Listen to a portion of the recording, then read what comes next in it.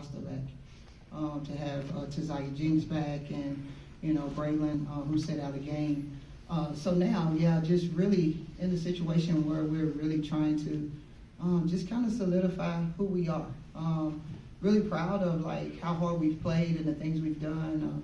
We've grown so much, but really just right now, really want to get to a point as we're going into Game 8, really trying to figure out. And I think the greatest thing about this team is going to be different people that step up at different times, but you're always going to have, your Jillians and your Mayas, but different people. So what I have learned is that we're a versatile group, and we're just continuing to grow.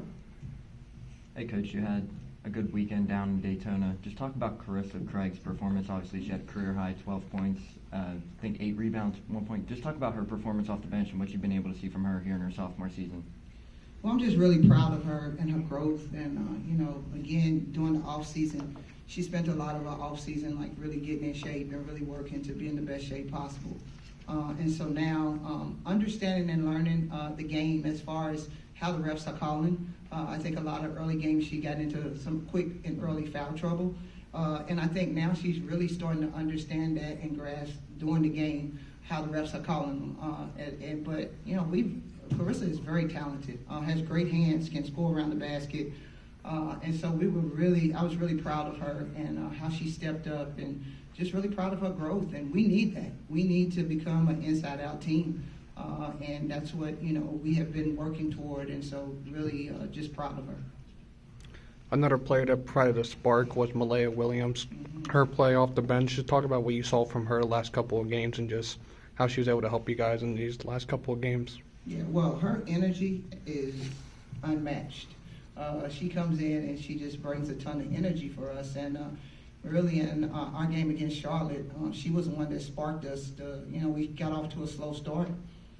So her ability to change people's shots, she's athletic, she can jump, understanding how to jump up straight in the air, and then, she had 8 rebounds, and she's just growing. And it was really great to see her and Clarissa both really step up for us and come off the bench, because that's something that we really needed, especially when you're in a tournament and you're playing back-to-back.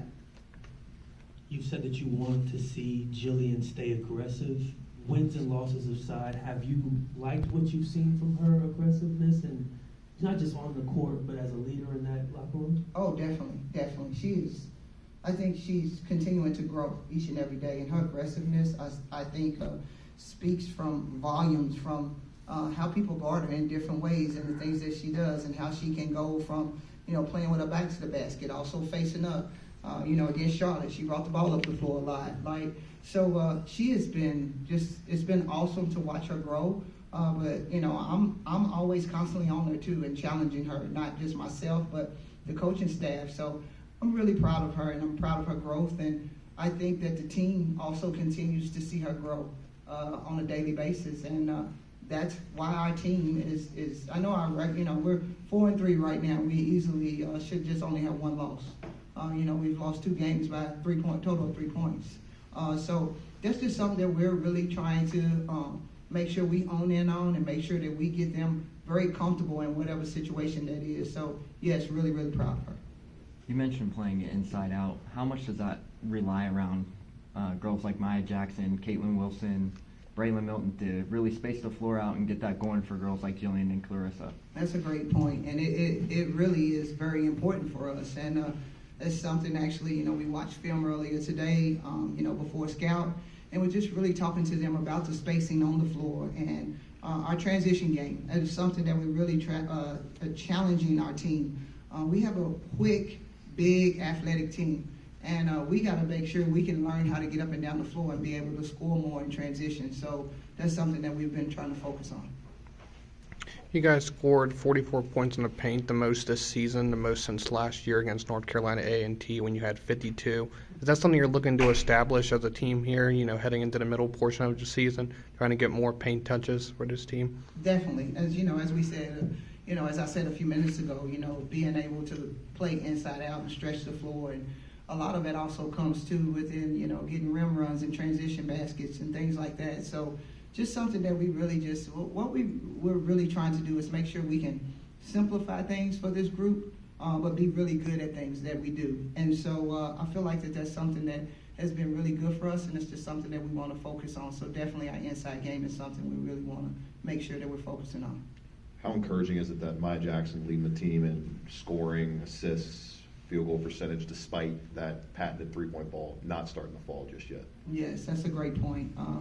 I think it just shows the all-around player that she is, and I think it also says a lot about, when she was at Seton Hall. I know she spoke about this, but she's played off the ball a lot also too. She's a great three-point shooter, and that's something that we're going to really try to make sure that we continue to make sure we emphasize with her and, get her off the ball sometimes at the point, so she can play that off position too, and just be able, so she can, be able to get back to, shooting the three as well as she has.